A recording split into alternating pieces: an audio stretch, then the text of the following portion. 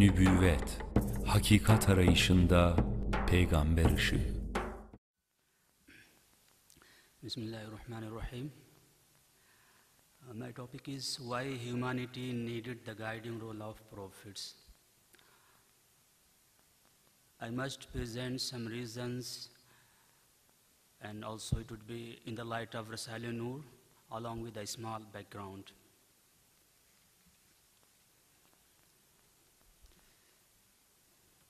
Alhamdulillahi Rabbil Alameen, wa salatu wa salamu ala Rasuli Muhammadin wa ala alihi wa sahbihi ajma'in. There was always immorality and wickedness in this world. For this very cause, the world needed prophets to guide them, to present them with a religion compatible with human nature. If one studies the pre-Islamic period, one finds that the whole world lay in the grip of paganism, savagery, debauchery, anarchy, and despotism. The poor were exploited by the rich. In short, the whole world lacked comprehensive laws, civilized order, and a social system. If we talk about India, it was full of superstitious ideas, myths, and different traditions. India had many different languages as well as gods. In the same way, they had several religions and customs. One of the biggest problems which can be considered as a stigma on any cultural society was troublesome caste system that divided Indian nations in several groups. In Persia, people had no understanding of Almighty God. They worshipped fire. If we look hard at pre-Islamic Arabia, we find that its people were secluded, neither had they been under any powerful government nor the organization. It was a male-dominated society where a man could marry a number of women. What's more, they sometimes could bury their female infants alive. The same hopeless situation obtained in the rest of the world. The form and content differed from place to place. That very situation Said Nursi indicated too. A quote, "There is no limit to human greed and desire. Nobody exercised any constraint on his deeds. This anarchy and indiscipline could not be dealt within the realm of the then human laws. The need was of a live, immortal, and divine law, which would bring happiness to humanity in both in this world and hereafter. Thus, there was a severe need of such people, I mean prophets, who could remove mental obstacles of individuals and act as a coordinator between God and humans. This way, their function was to tell people what God wanted of them, of orders and prohibitions.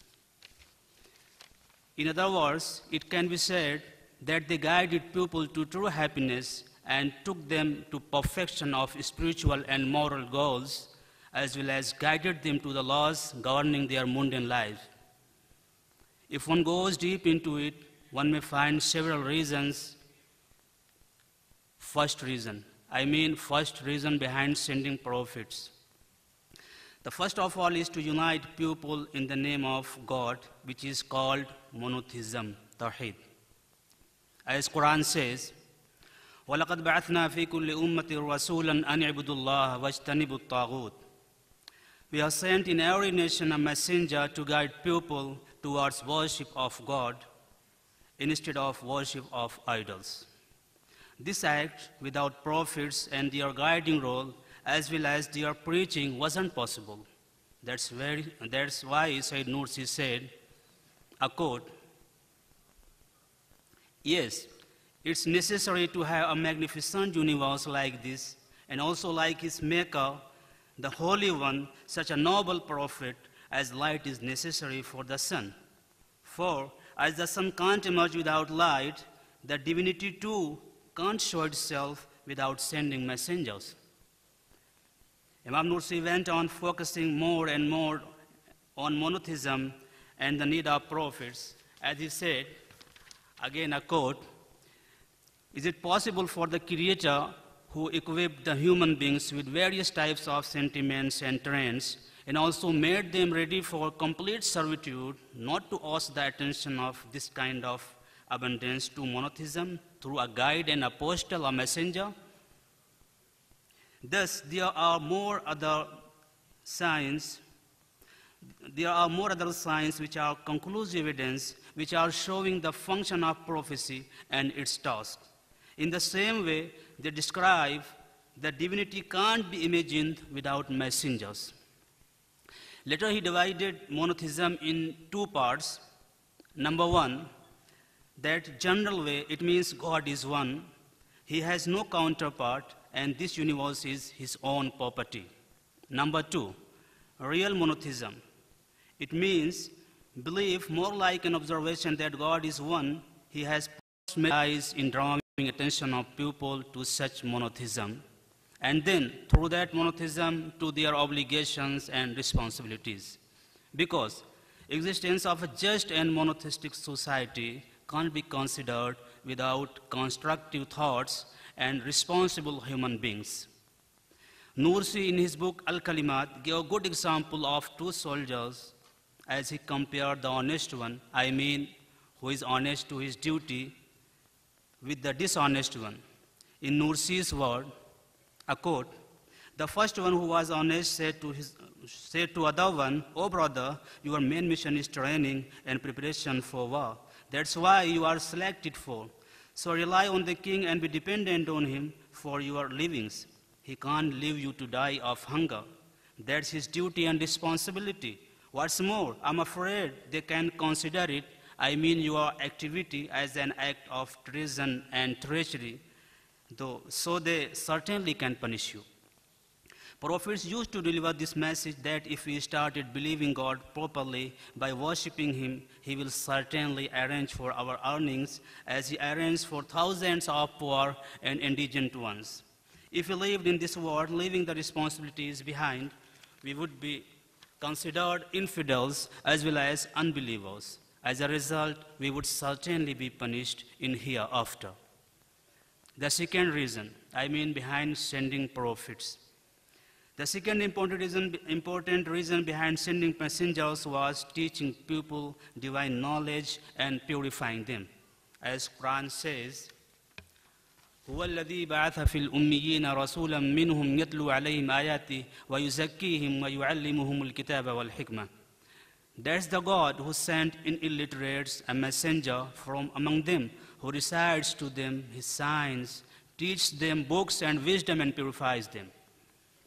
At another place, Quran itself made a comparison between literate and ignorant ones when said, قُلْ هَلْ يَسْتَوِي الَّذِينَ يَعْلَمُونَ وَالَّذِينَ لَا يَعْلَمُونَ. Say, are those who know equal to those who know not? Ignorance was always considered a pivot of all evilness. Imam Nursi described it as our great enemy. A quote, of course, our enemy is ignorance, necessity, and divergence. We shall fight these three enemies with the weapons of industries, knowledge, and unity. So ignorance was the first cause which led Muslim nation to a lot of social and behavioral problems. What's noteworthy is that he means, Imam Nursi, by knowledge and contemplation, the proper knowledge of Prophet, religion, and other contemporary sciences through which one can decide what's right and what's wrong. He wrote, a quote, "The religious sciences are shining of the heart. In the same way, the modern sciences are light of heart. With the combination of both, one starts getting the facts." Naturalist delusion. At this point, I can say that from illumination and knowledge, Nursi means fruitful knowledge, which can be helpful in realization and getting the fact, because if it's not positive, it can be harmful as well as misleading. As the naturalist considered the nature, which is the biggest divine law and also big symbol of divine law, real God. It was the startling act which they did in the state of stupor. As a result, they pronounced the art, the artist, and the book, the universe, the writer. It was their fault. If they would have followed the prophet's instructions and their ways, they would certainly have understood it and got the right path. About them, Quran said, وَيَتَفَكَّرُونَ فِي خَلْقِ السَّمَاوَاتِ وَالْأَرْضِ رَبَّنَا مَا خَلَقْتَ هَذَا بَاطِلًا.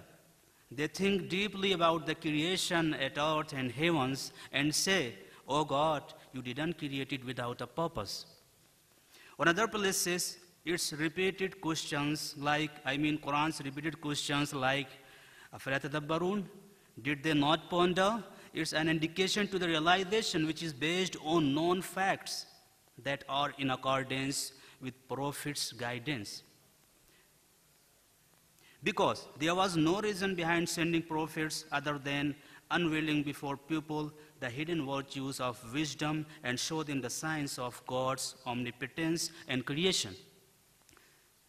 This thought will come out from the heart of prophets and encompass the hearts of people, and finally will lead them to inner purification.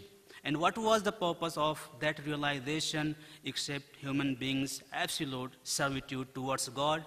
To make them recall the promise they made at the time of their creation, which is known as Ahd al-Alast, when they had committed to worship God.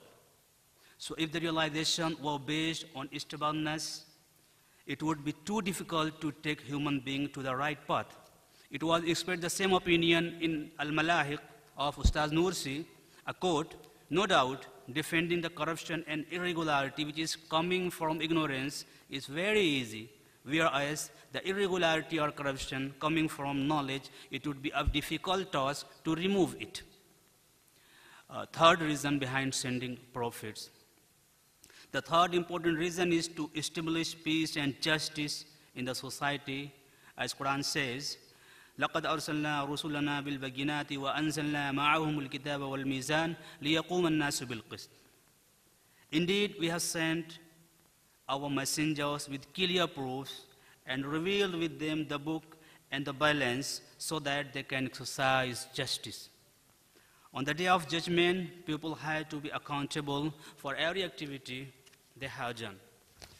If anywhere human rights are violated, it would be against the spirit of Islam and justice. In our most authentic Islamic era, we have seen that people of different religions and communities were sharing equal rights and opportunities. There was no difference even between king and his people, whether they were Muslims, Christians, or followers of any other religion. According to Nursi, a quote, equality is not in virtue and honor, equality is in right. Thus, the king and the poor are equal in right. The Sharia, which prevented from torturing an ant in order not to trample it intentionally, how it can ignore the human being? So there are several reasons which can be considered as purpose, as causes behind sending prophets, but I'm leaving them.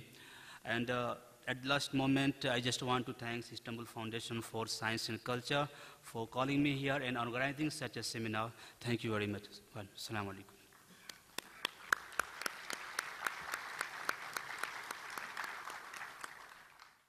İstanbul İlim ve Kültür Vakfı